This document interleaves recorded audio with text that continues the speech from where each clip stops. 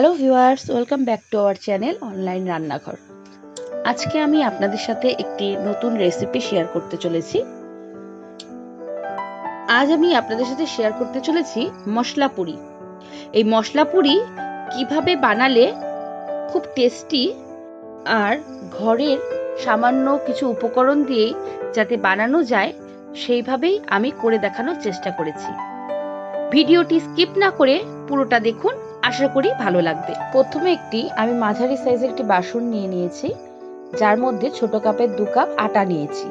আপনারা চাইলে আটার পরিবর্তে ময়দাও ব্যবহার করতে পারেন। এরপর 4 ভাগের 1 ভাগ সুজি নিয়ে নিয়েছি। সুজি আমি এর মধ্যে দিয়ে দিচ্ছি। এরপর দিয়ে দিচ্ছি হাফ চামচ জোয়ান,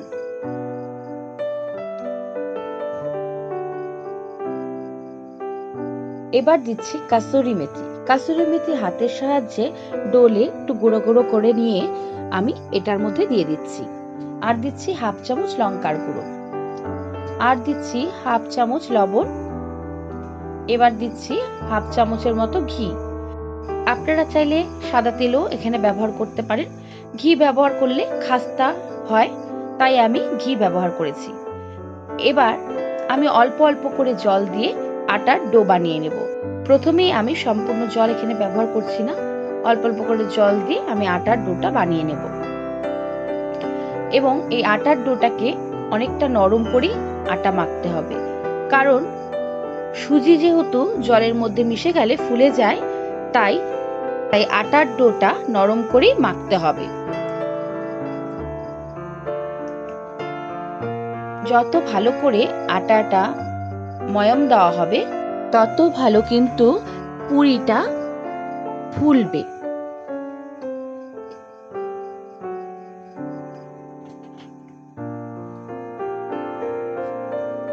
এখানে আমি আরেকটু জল দিয়ে দিচ্ছি, কারণ আমি আগেই বলেছি আমি আটার ডোটা নরম করে মেখে নেব। এইভাবে আপনারা বাড়িতে একবার বানিয়ে দেখবেন এবং খেতে কেমন হয়েছে তা আমাকে কমেন্ট বক্সে কমেন্ট করে জানাতে ভুলবেন না। বুঝতেই পারছেন আটার ডোটা কিন্তু নরম হয়েছে, আমি হাত দিয়ে টিপে দেখিয়ে দিচ্ছি। এবার 10 মিনিটের জন্য আমি ঢেকে রাখবো। আমি একটি পাত্রের মধ্যে মাসকলাইর ডাল 1 কাপের মতো ভালো করে ধুয়ে জল ঝরিয়ে রেখে দিয়েছিলাম। দেখিয়ে দিচ্ছি আপনাদের। গ্যাসের ফ্লেম অন করে আমি একটি তাওয়া বসিয়ে দিয়েছি, তাওয়া গরম হতে দিয়েছি। এইবার আমি যে মাসকলাইর ডাল জল ঝরিয়ে রেখেছিলাম সেই ডালটি আমি গরম তাওয়ার মধ্যে দিয়ে দিচ্ছি। দেওয়া হয়ে গেলে আমি এটাকে হাতার সাহায্যে ভালো করে নাড়াচাড়া করব, যতক্ষণ না লালচে কালার আসে ততক্ষণ আমি এইভাবে ভেজে নেব। পুরোপুরি লালচে কালার হয়ে গেলেই আমি এটি কিন্তু পাত্রে নামিয়ে নেব। তো লালচে কালার এসে গেছে, এখন আমি একটি পাত্রে নামিয়ে ঠান্ডা করে নেব। আমি একটি পাত্রে নামিয়ে নিয়েছি, ঠান্ডা হয়ে গেছে ডালটা। ধরে দেখিয়ে দিচ্ছি, দেখুন কতটা পরিমাণ লাল হবে। এবার ওই তাওয়ায় আমি দিয়ে দিচ্ছি 1 চামচের মতো মৌরি, আর দিচ্ছি 1 চামচের মতো সাদা জিরে, আর দিচ্ছি একটি দারচিনি, আর 7 থেকে 8টার মতো গোলমরিচ, আর দিচ্ছি ধনে পাউডার। এবার এগুলোকে আমি হালকা করে নেড়েচেড়ে ভেজে নিয়েছি। একটি পাত্রে নামিয়ে নেওয়ার পর আমি মিক্সিং জার নিয়ে নিয়েছি। ভেজে নেওয়া গোটা মশলাগুলো আমি এর মধ্যে দিয়ে মিক্স করে নিয়ে আসব। মিক্সটা পুরোপুরি গুঁড়ো হবে না, একটু দানা দানা ভাব থাকবে, আপনাদের দেখিয়ে দিচ্ছি। এবার আমি একটি পাত্রে ঢেলে নিয়েছি। এবার ওই মিক্সিং জারের মধ্যে আমি ঠান্ডা করে নেওয়া ডালগুলো আমি দিয়ে দিচ্ছি। এগুলোকে আমি মিক্স করে নিয়ে আসব। এগুলো পুরোপুরি গুঁড়ো হবে না, দানা দানা ভাব থাকবে, সেরকম ভাবে আমি মিক্স করে নিয়ে আসছি। দেখুন আপনাদের দেখিয়ে দিচ্ছি কিরকম মিক্স হবে, ঠিক দানা দানা ভাবটা থাকবে, পুরোপুরি গুঁড়ো কিন্তু করিনি। এবার গ্যাসের ফ্লেম অন করে আমি কড়াই বসিয়ে দিয়েছি। কড়াই গরম হওয়ার পর আমি এখানে সর্ষের তেল পরিমাণ মতো দিয়ে দিয়েছি। তেলটা গরম হয়ে গেছে, এর মধ্যে দিয়ে দিচ্ছি হাফ চামচের মতো লাল মরিচের গুঁড়ো। আমি গ্যাসের ফ্লেম এই সময় কমিয়ে রেখেছি। এরপর দিয়ে দিচ্ছি হিং হাফ চামচের মতো, আর দিচ্ছি 1 চামচের মতো আমচুর পাউডার। এরপর দিয়ে দেব ভেজে নেওয়া এবং গুঁড়ো করে নেওয়া মশলাগুলো দিয়ে দিয়েছি। এবার একটু হালকা নেড়েচেড়ে নেব। নেড়েচেড়ে নেওয়ার পর আমি গুঁড়ো করে নেওয়া সেই ডালের মিশ্রণটি দিয়ে দিচ্ছি। এটা একসঙ্গে দিয়ে দেওয়ার পরে মিশিয়ে নিচ্ছি ভালো করে হাতার সাহায্যে। 2-3 মিনিট ভেজে নেওয়ার পরে আমি এর মধ্যে দিয়ে দেব 1/2 চামচের মতো হলুদ গুঁড়ো। হলুদ গুঁড়ো দেওয়ার পরে আমি আবার কিছুক্ষণ নাড়াচাড়া করতে থাকবো এইভাবে। এই সময় গ্যাসের ফ্লেম লো টু মিডিয়াম করে রাখতে হবে, না হলে মশলাগুলো পুড়ে যেতে পারে। আর দিয়ে দিচ্ছি 1/2 চামচের মতো চিনি।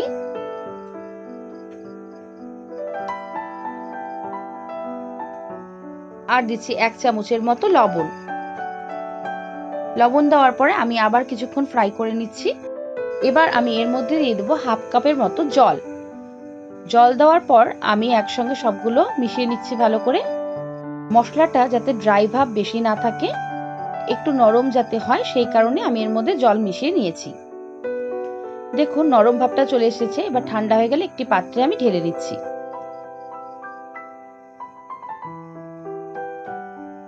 এবার এর থেকে আমি ছোট ছোট গুলি বানিয়ে নেব।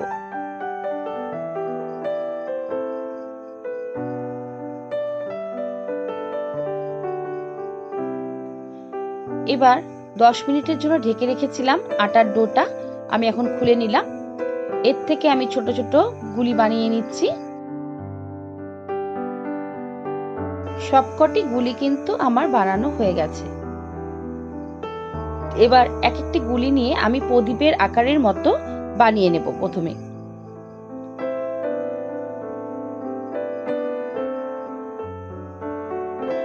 দেখুন, বুঝতেই পারছেন প্রদীপের মতো হয়েছে।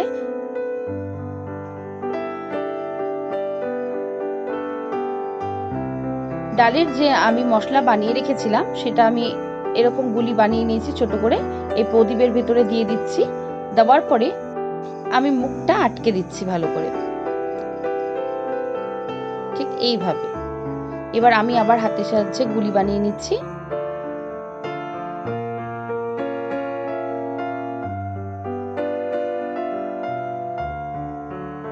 গুলিটা বানানো হয়ে গেছে। এবার আমি এর মধ্যে অল্প পরিমাণ আটা দিয়ে, বেশি পাতলাও করব না মোটাও করব না, লুচির মতো বেলে নেব। দেখতেই পাচ্ছেন আপনারা, ঠিক এইভাবে একটা কচুরির যেরকম সাইজ থাকে বা পুরির যেরকম সাইজ থাকে ঠিক সেরকম। আমার সবকটা বেলা হয়ে গেছে, আমি দেখিয়ে দিচ্ছি আপনাদের। এবার গ্যাসের ফ্লেম অন করে আমি পুরিটা যাতে তেলের মধ্যে ডুবে যায় সেরকম পরিমাণ তেল দিয়ে, তেলটা গরম হয়ে গেছে। এবার আমি এর মধ্যে পুরিগুলো দিয়ে দিচ্ছি।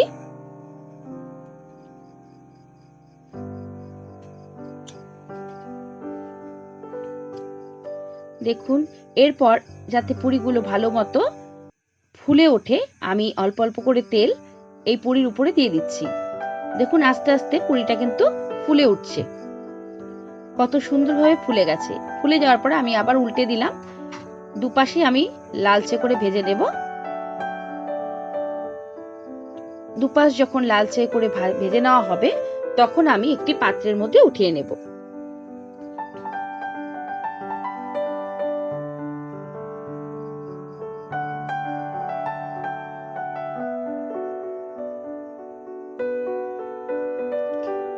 দেখুন কি সুন্দর কালার এসছে। এখন আমি তেল ছেঁকে একটি পাত্রের মধ্যে উঠিয়ে নেব।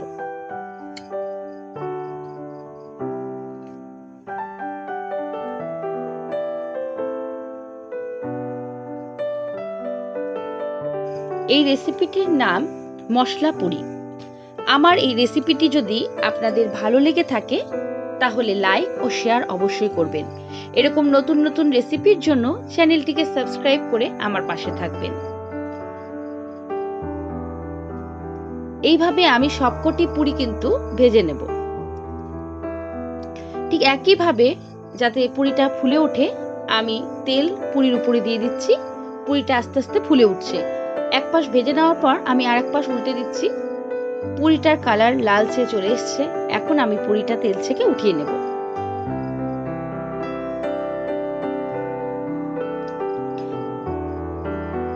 পুরিটা ঠান্ডা হওয়ার পর আমি ভেঙে দেখিয়ে দিচ্ছি পুরিটার ভিতরে কিভাবে মশলাগুলো ছড়িয়ে গেছে, কতটা সুন্দর বা কতটা দেখতে ভালো হয়েছে এবং খেতেও কিন্তু খুব টেস্টি হয়েছে।